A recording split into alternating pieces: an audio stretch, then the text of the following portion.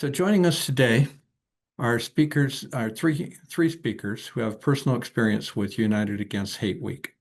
Patrice O'Neill, the CEO of the working group and co-chair United Against Hate Week. O'Neill is co-chair of United Against Hate Week, a week of action led by city and community leaders seeking to engage local residents to address hate and foster belonging. Our second speaker is Dana Anderson, Director of Human Resources, City of Culver City, California. Dana is the Director of Human Resources, where she provides strategic leadership across all areas of HR, including labor relations, recruitment, benefits, training, risk management, and employee wellness. And our third speaker is Commissioner Scott Britton from Cook County Board of Commissioners. Scott has represented the 14th District since 2019. In 2022, Commissioner Britton launched Cook County United Against Hate, a growing coalition that is building community awareness and inspiring conversations about dismantling hate. I'd also like to thank Libby McInerney, who has done a lot of the behind the scenes work to pull this great webinar together. And with that, I'll hand it off to our first speaker, Patrice. Welcome, Patrice. Hi, everyone. I'm so glad to be together today and to learn from you about what's happening in your community and talk about the opportunity of United Against Hate Week in the place where you live. So United Against Hate Week was formed. The origins really begin when Charlottesville experienced the Unite the Right rally that resulted in the death of Heather Heyer and the injury of so many people and the shaking and awakening of our country to the threat of hate groups and the potential violence of hate groups. Shortly after that, there were hate groups marching in our towns in the Bay Area, San Francisco, Oakland, Berkeley, and there was a melee in the streets of Berkeley near City Hall, and the mayor, Jesse Arreguín, and his chief of staff, Jacqueline McCormick, stood there and said, "What can we do? The average resident in our town rejects this kind of messaging. How can we make it possible for them to do something?" So they asked a local artist to make a poster. They started printing posters. Cities across the Bay Area wanted their own posters, and they started appearing across our cities in the Bay Area. I remember walking down the street. I have led an organization called Not in Our Town, the major project of the working group for many years. It's a national anti-hate group, and I was feeling so distraught about the situation. And I saw this poster, and it lifted my spirit so much. So a few months later, we asked 13 cities from the Bay Area to join us in our downtown Oakland office and said, "This is amazing. You have these posters. People feel supported and energized them. What do you want to do next?" And we came up with this idea of United Against Hate Week, and it has spread now across California. We have support throughout cities in California. LA versus Hate joined, and then through Not in Our Town and many other organizations like this, the word spread, and United Against Hate Week is now part of the landscape in over 200 cities across the US. And I think the powerful message of United Against Hate Week is the residents of each town want to express our values of caring and belonging for each other and reject messages of hate. And it is sort of an entry opportunity that allows people to create. It really unleashes the creativity of our local communities. They own it. They decide what's going to happen. And it's an opportunity for the key institutions of our town, our cities, our parks departments, our libraries, our schools, to join with residents, particularly communities who are feeling the harm of hate, our faith groups, to join together and say, who are we? How can we express that together? So that is the spirit of United Against Hate Week. It is really sort of tapping into the democracy DNA of our towns and our cities. So let's go to the next slide. This isn't Kathy, thanks. This is sort of the definition. Here you see city staff in Daly City sharing their posters. The posters become, an initial part of engagement for the cities. They're in businesses, they're at the fire department, they're at the city hall. You can pick them up, and it's a way to begin sharing that public awareness about core values. You can find all these things on unitedagainsthateweek.org. Okay, let's go to the next slide. So we created uh, a a flyer for civic leaders to just think about what are the 5 quick ways cities can participate in United Against Hate Week. Obviously, there are posters, there's a pledge. You can, customize the pledge if you want to make it your own. Find a way for people to share the pledge at local farmers markets or in school settings. Share the community and school action kits. So there are toolkits that give you 20 ideas for action, both for schools and for communities. Those are available on the site, as are Not in Our Town offers free films for screenings and discussion guides for all the films for free during Unite Against Hate Week. So you can download that. There are toolkits for libraries and librarians. Then you convene some leaders to plan events, pull together a group of people and say, what can we do together? Share a Unite Against Hate video message. I think this is such an important part of the activity for United Against Hate Week. If you go on our site and look at the videos, you'll see video messages from mayors, city council members, heads of organizations, elected officials sharing this message. And this becomes really important. I think a lot of people who we're in rooms sort of studying what is the impact of events like this. And some of our experts are saying that one of the most important ways to reduce and address the threat of violence, the threat of identity-based violence, any kind of political violence, anything like that, is leader messaging. Leader messaging saying, we reject this, we reject violence, we promote nonviolence, and we want a place of belonging for everyone in our community. So those are really important. So many of if you go on site, you can see them. I think it's part of the next slide. Share your values. Maybe we can move there. The posters are here. You see the different posters that are available that you can download online. If you want one specifically made for you, just write us and we will create a poster for you, and you can download the PDF and have it for your community to print. This is the fire department in San Rafael, California. Every year, San Rafael has activities for the city, for city staff, for the schools, for the community. And I think there are creative ways that many towns engage. So we only got to the B's there, so you don't see some of the other towns that are available. Okay, Kathy, let's go to the next one.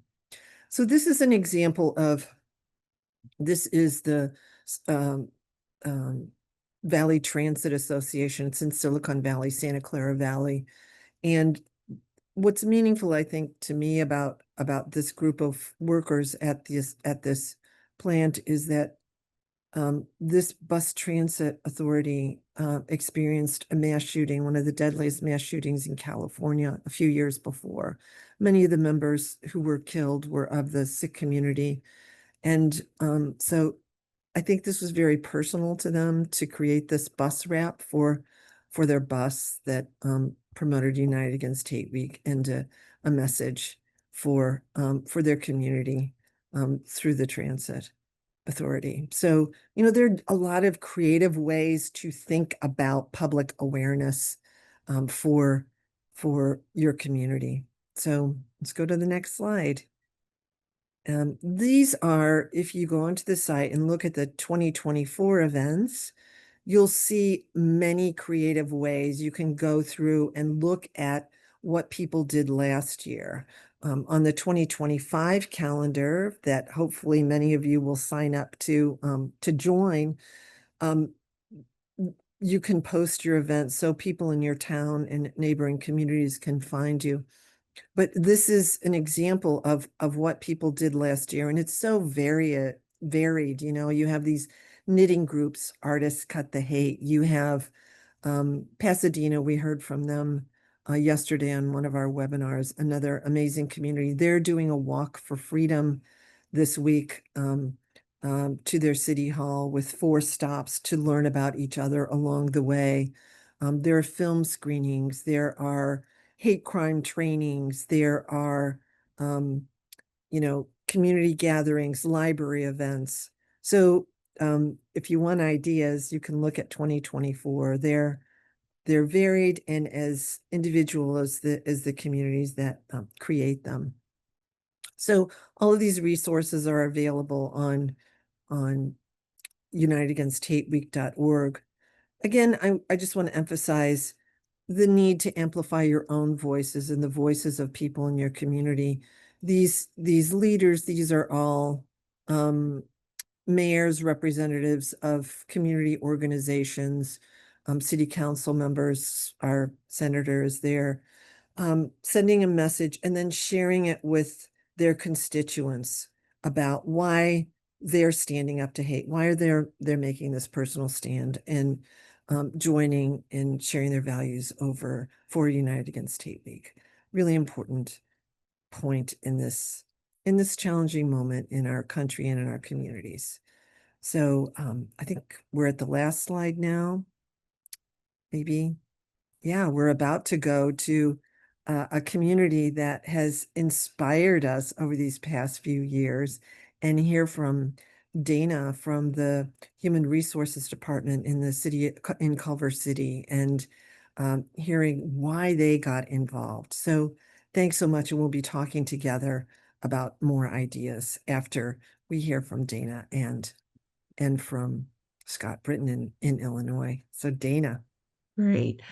Thank you so much, Patrice, and thank you so much to the National Civic League for this event and inviting us out to attend. This is just United Against Hate is just phenomenal, and I'll talk a little bit about the timeline and how the city has grown in its effort.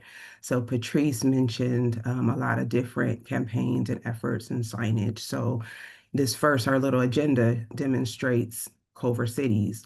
That's one of our campaign signs, United Against Hate, which embeds the heart of Screenland, which is our city's theme. Culver City is a West Side city, Southern California, with heavily ingrained in Sony Pictures, Amazon, a lot of the films. So that is our signature, the heart of Screenland. So my wonderful, wonderful senior analyst, Janine, who just so creative, created this, and a lot of our dedication to United Against Hate, showing the collaboration of our city. So we'll talk about the why for Culver City, our focus activities and partners, our successes and challenges, and the impact on Culver City and the United Against Hate initiative. And if we can move to the next slide. So Culver City, the why, it started in 2022. So I joined Culver City in 2022, and it actually came up from one of our city council members' acknowledgments in her staff reports saying, this is United Against Hate, and what are we going to do? So I'll talk a little bit more about that timeline, but from there on, we've done a proclamation every year for United Against Hate, signed by our council members, just showing support of that. And in Culver City, it's more than a week-long campaign. It's a year-round commitment. In conjunction with that, we have an equity and human relations committee that supports these efforts throughout the years in different training and campaigns. But more recently, in the current budget year, our city council and our wonderful city manager showed support through this by dedicating resources to make sure this effort is sustained year after year in the United Against Hate Week campaign, where we focus on education, awareness, bystander empowerment, equipping the community to just stand up and hate in everyday situations. We also promote the 211 reporting system, which Patrice also mentioned, and it provides a safe and confidential way for residents to report hate incidents. And we also host the Los Angeles County Human Relations Committee each year and giving the annual report. And then they do a focus on Culver City specifically. Um, our success has just been built on collaboration, working with LA versus Hate, right, to be the Los Angeles Community on Human Relations, and our own Culver City Police Department. Um, Next slide, please. So, our city council leaders, our department head, our executives, all play a role in this work. They don't just proclaim United Against Hate Week, but they show up to events, stand side by side, interacts with residents. Our city council receives a hate crime report each year, just ensuring transparency and accountability for incidents and how they're tracked and addressed. They've also made sure that our values are throughout the city. We have banners, yard signs, flags, pins, the upcoming Signs of Solidarity campaign. And our council has prioritized dialogue, just creating spaces where residents can come together for conversations, exchanges, and just community learning. And our police department has also been a central partner, not just presenting our annual report in conjunction, but connecting with residents at events like our recent National Night Out. Our Parks and Recreation and Community has also carried out this message to our community through Movies in the Park, in which, my team went through every night encouraging this, promoting it, sign up for your sign. Um, we have a Fiesta La Bayona Carnival each year, and this year we're hosting a table just promoting this effort, and then also through our youth programming at our Parks Teen Center. And it isn't the work of just one department alone. And I think that's kind of what I'll reinforce Patrice says, but it's a citywide effort. We're a city of 40,000, but we're a small but mighty city. Um, HR equity, I have a wonderful, wonderful team that are just creative. I'm here speaking, but I don't do this alone. It takes more than one to move this effort forward. And my team has just been great in just the creativity, thinking of initiatives. How can we be bigger, better for the next year? And next slide, please. So this is the timeline. So 2022, I joined the city. It kind of started, not enough time to jump into, but you'll see 2023, we started citywide banners, posters, Instagram, website, just the promotion. Last year, it grew. We did those same things, but enhanced them. We worked with Right to Be, a wonderful organization that provides a variety of um, anti-hate trainings, just how to empower residents, community members. And we did 4 ways to mitigate implicit bias and resilience, the moment and beyond. Excellent trainings. I would recommend them. And then we also did this video. I stuck a clip in there. Thank you, Kathy, so much for working with us to get this in, that she can play really quick to just show this was our campaign last year.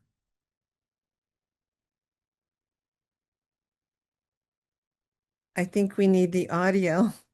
Yeah, it's narrated, but let's see.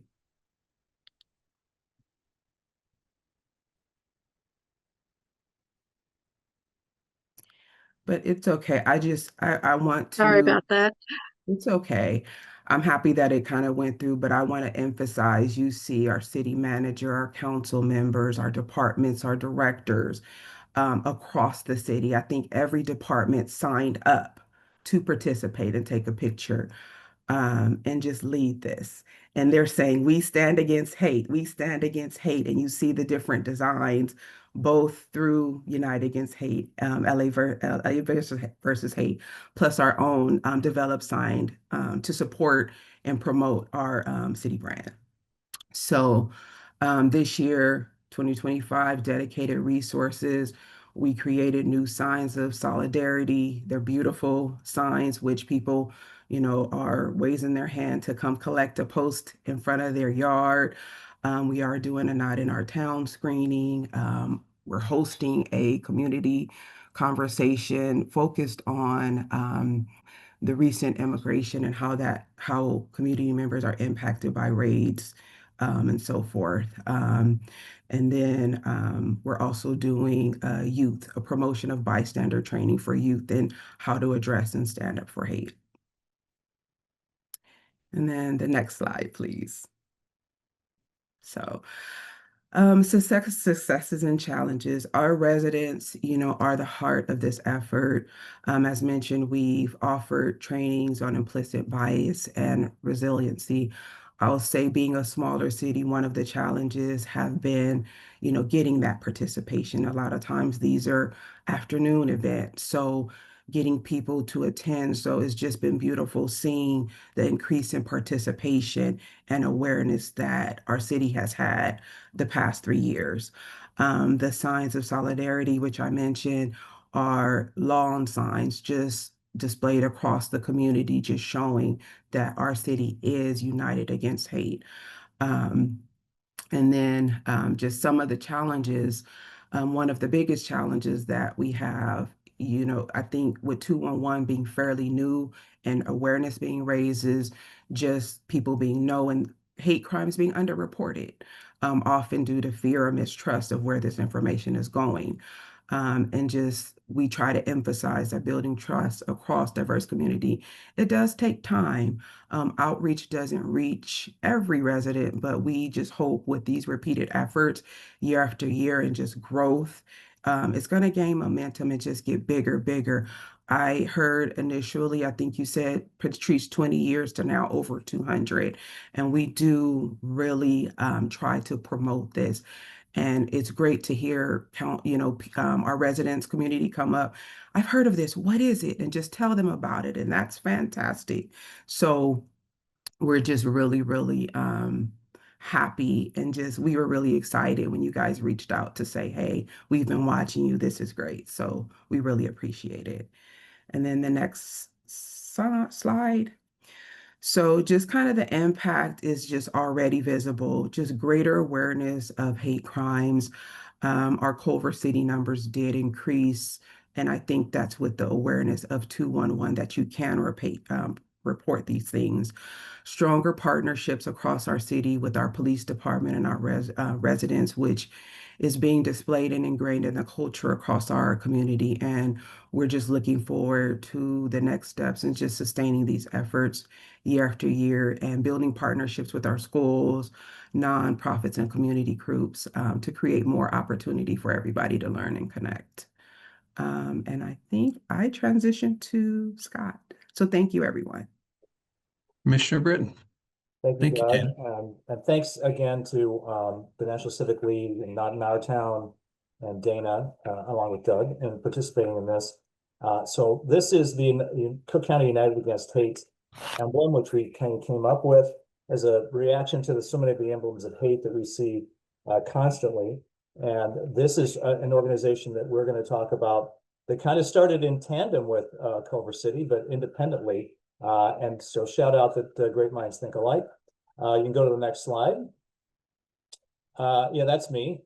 So if you don't know what a Cook County Commissioner does, don't worry, because no one does. But our budget is over $10 billion. We represent the 5.2 million people who live in Cook County, which is Chicago and the suburbs. And I represent about 360,000 people in the northern suburbs of Cook County. And I can tell you that, I am not from Chicago. I'm a small town farm boy from central Illinois, which makes me a little bit unique, perhaps, in that I'm leading an anti-hate group. But I think it shows that we all have to unite against all of the ugly faces of our common humanity. We're seeing much too prevalently and too universally throughout our country, including in the Chicago area and Illinois. You go to the next slide. So the genesis of Cook County United Against Hate happened in 2022 when this material was dropped off in my driveway. And I can tell you, neo-Nazi information, which is, really horribly toxic, anti-Semitic stuff about the Biden administration and Jews starting COVID and all the usual tropes. It's very disturbing, one, to have a neo-Nazi in your driveway. It's also extremely upsetting to think what my neighbors, and I'm a Catholic, might think about who are Jewish getting this material dropped off. And this happened throughout the northern suburbs of Cook County. So when I saw this, I thought, it got me angry. And I thought maybe there's something we can do to try to bring forward the more positive aspects of how we need to be united. Not necessarily agreeing on everything, but certainly not hating each other, and certainly not engaging in this type of material. And by the way, anti-Semitism was the genesis of this concept. It is every aspect of hate, bigotry, racism, anti-Semitism, Islamophobia, homophobia, and all of that stuff, which we're trying to unite against, not only in words, but in deeds. You can go to the next slide. So the concept is a simple one. It's to empower everyone to be proactive against hate.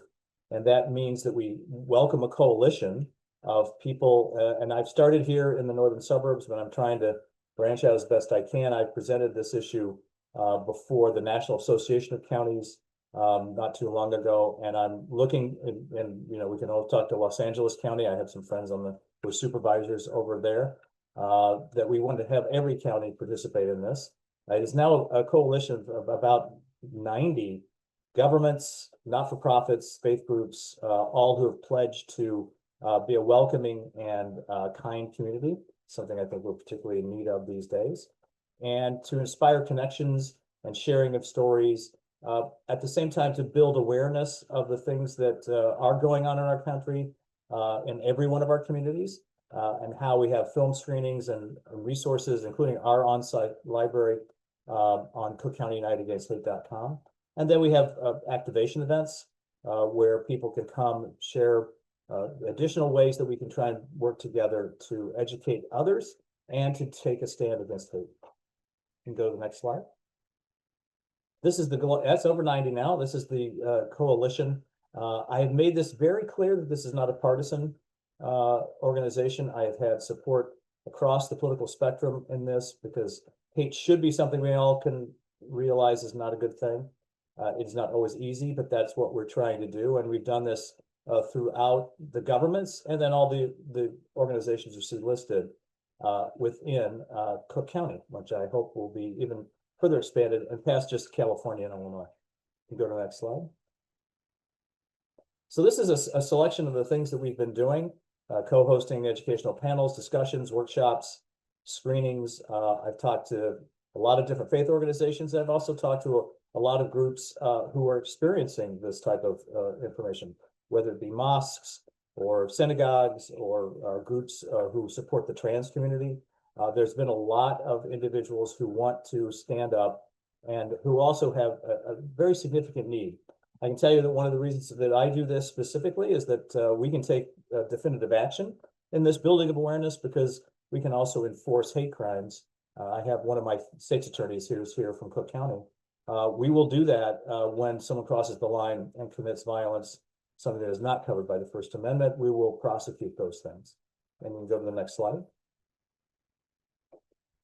So we also do United Against Hate Week in Cook County, and we try to make sure that we do this. Actually, I'm standing outside Wrigley Field in that picture. And we do things as much as actively as we can, both on the local and more regional level, to sponsor things during United Against Hate Week as well. We also do, of course, do a resolution at the Cook County Board level to make sure that we have the support of our government. And I know that we continue to coordinate with the Illinois government and the government of the city of Chicago to further the concepts of United Against Hate. And you can see as the lower corner, hate against one is hate against all. That really is the genesis and the essence of what we try and do. And we try and remind people of that as best we can through all of these different activities. Can we go to the next slide? So we ask people to take the pledge. I won't ask you to do it now, but you can go online and go to either our Facebook, Instagram, or the website, Cook County United Against Hate. You'll see the different resources that we've put together to try to make this a truly expansive concept. And what I've often said to people is if there's someone or a child or a high school student walking down the halls of their their high school here in Cook County, and they are wearing a Star of David or a flag or pride flag T-shirt or hijab, to know that their communities have their back, that they are not considered the other, that they are not considered apart from our community. I think that's the essence of what I try and do. And I always try and remind those people who look like me. I do believe that racism is not an African-American problem. I don't think anti-Semitism is a Jewish problem. I think that the genesis of this comes, unfortunately, from people who look like me. And I think that's I don't believe in collective guilt. I believe in collective responsibility. And it is our responsibility to call this out and to say that it will not be accepted in our communities. And when that line is crossed, and I'm a lawyer myself, I will, and my state's attorney will prosecute those individuals who commit violence with a racial animus, and they will be prosecuted to the fullest extent of the law. I know it's a fraught time in our country. It is a difficult concept when I sometimes feel that there are certain government actions that are working against the very essence of what United Against Hate is supposed to be all about. But we will continue to keep our work going, no matter how many times the Trump administration sues me. So that's our version of it in Chicago, and I'm so glad to be here. Thank you. Thank you, Commissioner and Dana and Patrice. And I'm going to turn it over to Patrice for a few minutes before we go to Q&A to do a bit of a round robin discussion, and then we'll take questions. And please do put questions in the chat or raise your hand as we get to that period. Yeah, I'm so heartened by these reports and learning even more than I did about some of the things that are happening in Culver City and in Cook County. Been incredible leaders in this endeavor. And I think for those of you who are on, and you see what's happening in your community, I think,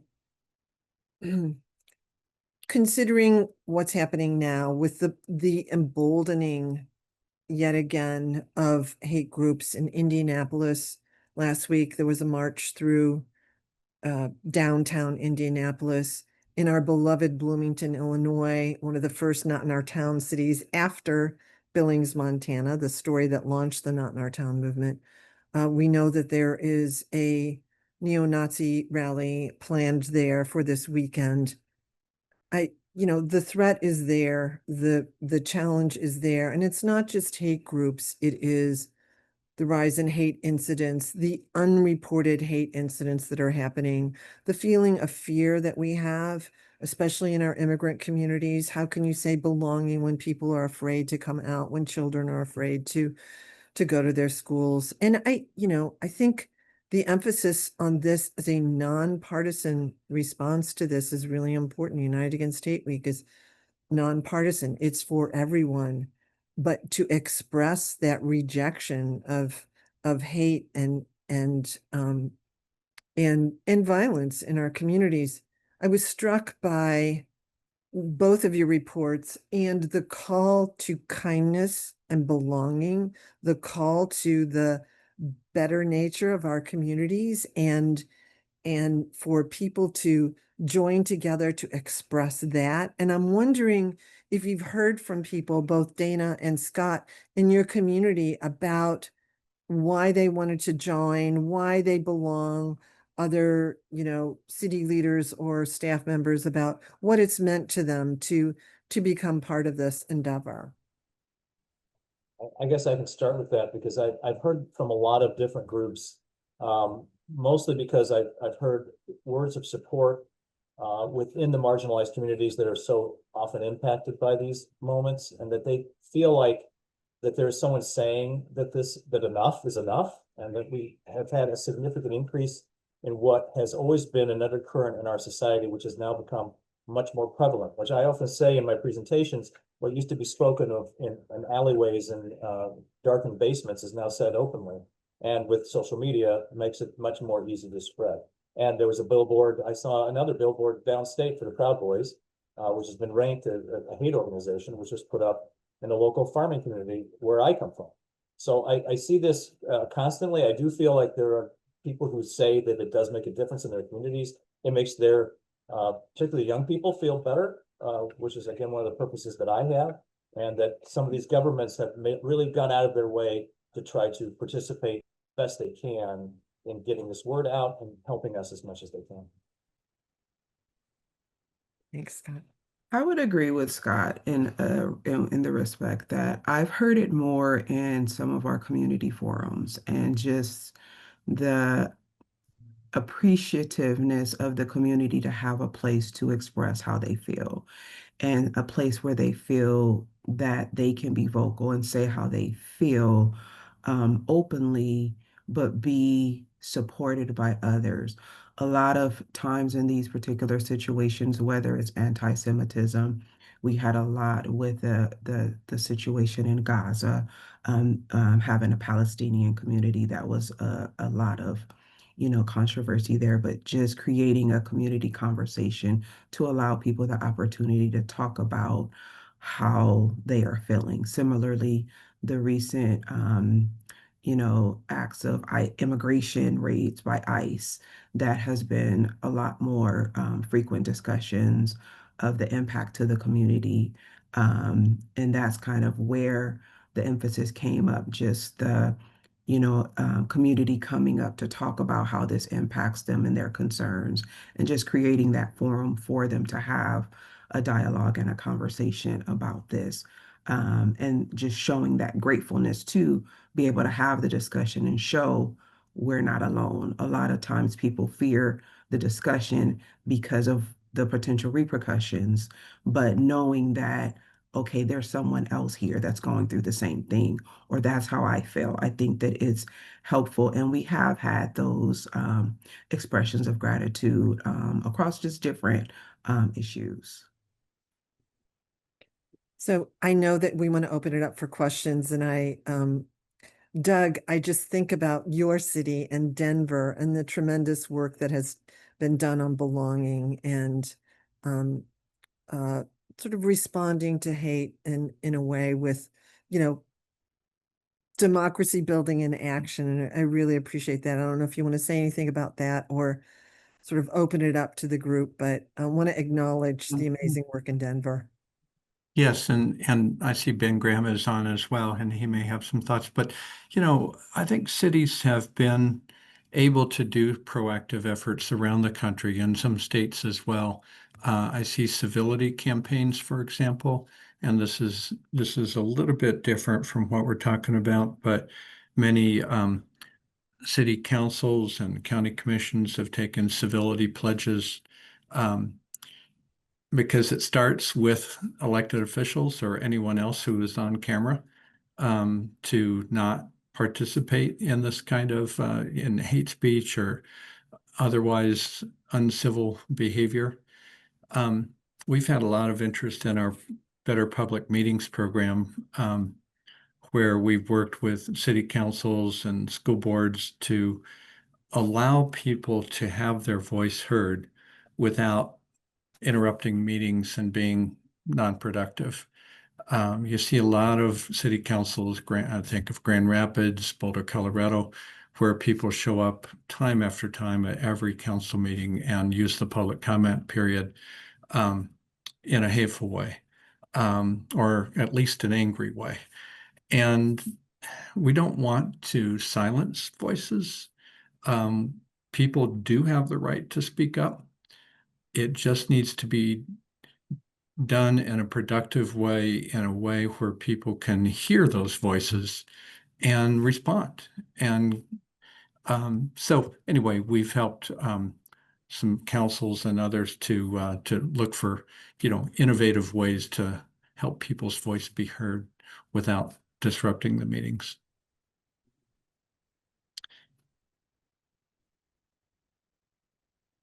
I loved Patrice here suggestion of specific organizations and themes for local United Against Hate efforts.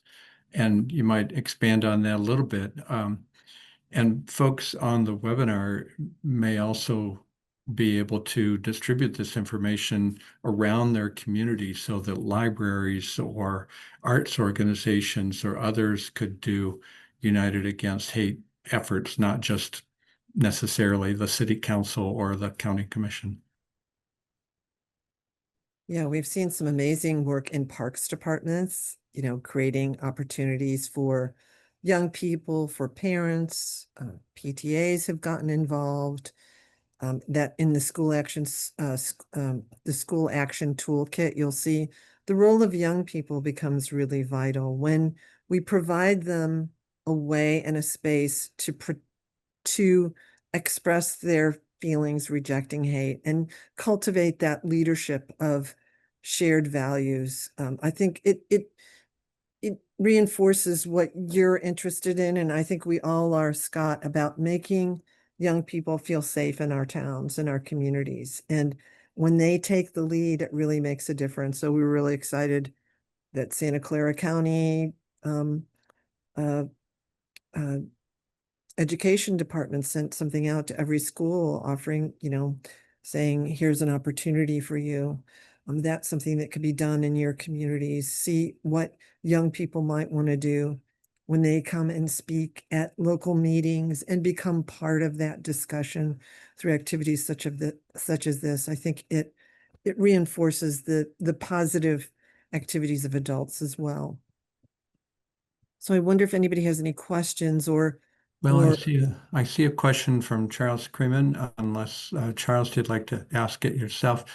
Um, I'll just read it. In addition to the slogan United Against Hate, what messages seem most effective? Is the appeal to the religious tradition of love thy neighbor appropriate or effective? Is there a way to get across the idea that people can be different without judging one as better or worse? And any of the speakers. I can't, again, because I'm a politician, I guess I'll go first. Sorry, Dana. I do know, when we first came up with the name, I was wondering, it's a negative. So I wondered what we should do instead. It was really hard to come up with something as an alternative. But I can tell you that what we try and do is the actions that emphasize the positivity of it. And by the way, our faith communities have been great, across the board. Just within 2 miles of where I live, I have a Hindu temple, a synagogue, multiple churches, and and then all of those organizations have been tremendous partners in this. But I have also been able to get the local organizations, for instance, in Cook County, in the northern part where I am, we have a very large new arrival Mongolian community, which are very wonderful people and that my neighbors don't know very well. So we do outreaches with them. So it's not just to say, isn't hate terrible? It's how do we get to know our neighbors to eliminate the genesis of hate, which is ignorance. And it always has been and it always will be. And what I always try to emphasize when I do these presentations, and I kind of always finish kind of with the same line from Dr. King, darkness cannot drive out darkness, only light can do that. Hate cannot drive out hate, only love can do that, and we choose love. I mean, it sounds kind of trite, but I think that's, even as a government, that's the emphasis we try to give. That's why we take care of you without your ability to pay in our health system. That's why we're going to prosecute hate crimes regardless of what kind of animus it was. That's why we're going to make sure that the law is enforced. And if you're an immigrant, your rights are going to be enforced as well, including by our public defender's office. So there are many positive things we can do as a government. And I'm sure Culver City can do the same thing. And we can do much more if we get more coalition partners throughout both local and state and county governments throughout the country. I think you said it very well, Commissioner. What I will say, I found Charles' question, I just took a look at it, very interesting because as we've been, preparing these signs of solidarity, that was one of the things that my senior leader Janine kind of thought of. And one of her slogans was neighbors against hate, but kind of that too, in conjunction with United Against Hate, we were thinking how could we be creative in other ways to get the message across where there's not necessarily an emphasis so much as hate, which sometimes people could, some of the questions we've gotten like, well, what does this mean? Or is it promoting hate? But when it's showing no, we're united against hate in the education of the hate crimes report, the increase in hate crimes across just different facets, whereas LGBTQ, the Jewish community, just kind of doing that education. But we have been kind of pondering of different ways. We want to stick to the United Against Hate because I think it does mean something. But just kind of what are other great ways that we can promote that message as well? So I think that his question is also timely, but I just kind of said, wow, we were just talking about that this week. So, And I can also share that it hasn't always been completely positive when I've gone to mhm, every partner that I've attempted to go to. For instance, I've had some groups say, yes, against hate for everything, but it's still okay to hate trans people. And I'm like, where does that come from? Or drag queens? I mean, they're the nicest people in the world. I don't understand it. I don't pretend to be able to explain where that comes from, but it does seem like that I do get pushback from things like that. And that's why it has the united part of it does make a certain amount of sense because it's all hate. Hate against one is hate against all, and hate has no room in our communities. And I'm not going to give you an exception for the one group you don't like. Sorry. Yeah. I mean, I so appreciate everything that you all have said. And I think that we wanted to be clear, and here at Not in Our Town, people said, why are you so negative? Why do you say all these negative things? Not in Our Town, United Against Hate. We feel it's so important to name it and to name that it exists and to acknowledge the problem because people who experience it feel it every day. And not naming it is it in itself a problem, right? So naming it, but also adding an affirmation. United Against Hate, we all belong. United Against Hate, love thy neighbor. United Against Hate, we are neighbors. A positive affirmation of who we are, but naming the problem and making it clear that we understand that this is a force. This is a force. We are much stronger than this force. We are united. We are stronger. And I think people really need to flex that now, acknowledge that it is here, that it is part of our landscape and it is harming many, many people. And as Dana said, part of the effort for us here in California is to make it an opportunity for people to go on and say, yes, I've been harmed by hate through CaliforniaVersusHate.org. You can report a hate incident, whether it's a crime or not. So I just had leaflets in our little free library up the street, right? Neo-Nazi leaflets. That may not be a crime, but it is certainly a harm. It's a harm for everybody. And I think many people have experienced flyering and all of these things and harassment on the street, right? So, and many people don't report hate crimes. Many, many, many. Which, if you go to a webinar for United Against Hate Week, I hope you do sign up for those webinars. We'll talk about that, how you can report and how you can help your community. But thanks for this conversation. I love the engagement of faith groups becomes really important. In Pittsburgh, I was just on a meeting of their planning meeting in Pittsburgh, Pennsylvania about United Against Hate Week, and they're doing sort of messaging for leaders from the pulpit for the Sunday before United Against Hate Week. And I heard from the Jewish Community Center there that they're doing singing Shabbat for United Against Hate Week. So there are different ways for people to become engaged to express those core values. Thanks, Patrice. Jessica N has a question, I believe. Hi, I have a question. I don't know if this belongs to hate crime, but so the Asian people and their real property being confiscated and give it to a white male fugitive, like he's homeless, he don't have a house, and the house from the Asian people just being confiscated and give it to the white male fugitive. So it is fall into hate crime category, and if so, what those Asian people should do who can help mitigate it? Thank you. Well, I'd recommend anything that sounds like a violation of the law, which is what I think you're describing, is whether it's a hate crime or not, it's illegal. So, there are lots of both your local police departments and then your local prosecuting agency, whether it be the state's attorney or, whatever local authority prosecutes, you should just contact them directly and they can tell you. And I think Patrice has made a very good point. We are very strong on reporting all incidents, whether they be hate crimes or hate incidents. because we don't know, one can lead to another, and it's really not your decision, or it shouldn't be your burden to determine which one is which. If something happens, tell someone. We have an Illinois hate crimes or hate incident reporting hotline within the state of Illinois that you can call, which will then give you resources to do that. And that includes the Asian community, because we've seen a lot of anti-Asian activities. It was particularly bad during COVID.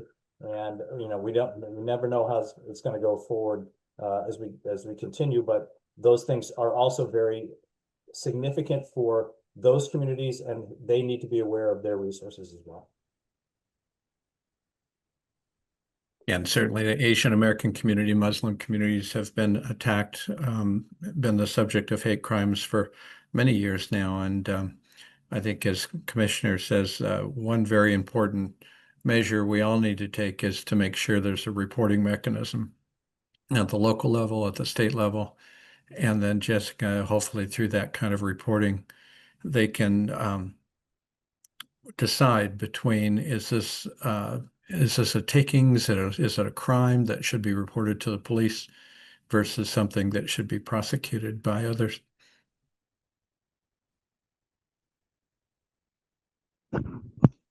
Other questions? Hello, can you hear me? Yes, is that? Hi, Marcus? this is Howard Wolfman, Mission Brook Sanitary District. Scott, can you have your staffs send me a copy of today's presentation? I'd like to discuss it at our next Board of Trustees meeting. Well, it's always nice to see one of my people. Nice to see Howard, and I'd be happy to do so. And we'll get this out to every community in my district as well. So thanks for being here. And a shout out to Vision Morton Grove, who's also on here, not in my district, who has also been a great partner in hate stuff here in Cook County. Thank you. See another question from Mr. Imperial. Hawkins? Yep. Thanks, Doug. Thank you to the speakers. Really appreciate all of the work that you are doing regarding addressing hate crimes. I work for elected officials over here in Bellevue, Washington. And as you can imagine, there's been a decrease in services of community members going to our mini city hall because of the ICE raids that are happening. We really want to break down that barrier between elected officials and community members. And just curious, especially you, Commissioner, what are some ways for better outreach of getting elected officials out in community versus just assuming that people can attend a council meeting every Tuesday night? Yeah, well, I'm going to assume nobody attends the council meetings every Tuesday night, because God knows I was a city councilman for 12 years in my suburb, and I didn't want to go, but I had to. And I don't think a lot of people watch public access TV where you see me on Cook County stuff. So what we try and do, we coordinate with local law enforcement, who are partners in this, and particularly in Illinois, because we are a sanctuary state, county, and city. And so we make sure that we enforce the laws, that we are not going to cooperate with ICE. But I can tell you that I was at an event in the suburbs just a few weeks ago, and I noticed that there were no Latino, or at least not nearly the number of Latino people we used to have. And they did that because they were concerned about the ICE raids, whether you're legally in this country or not. And that is a tremendously concerning thing throughout the country. And yes, I think we have to do a better job. We get that information out through palm cards in multiple languages. But if you want to reach out to me, it's Scott.Britton at cookcountyil.gov. I know it's a big, you can find me online. I'd be happy to share some of the information we have with you guys and be happy to help. I see we're at time, and really appreciate the time the speakers took today and all of you for joining us. This will be available on our website at ncl.org, and we'll send the recording out to registered participants. Patrice, any last words from you? No, thank you. And we will send material about unitedagainsthateweek.org and ways for you to get the Community Action Toolkit. If you want to reach out and have a one-on-one with us, Andrew Yang from our team can help arrange that. I'll put his name in the chat, or folks from National Civic League can share that material. We have flyers that you can use to share with people. So thanks so much. I know that there's so much to learn from the folks in this room now, and we look forward to hearing from you. Best wishes to you all, and peace be with you. And please do participate in United Against United Against Hate Week. Thank you, Patrice, and thank you, Commissioner and Dana, for joining us.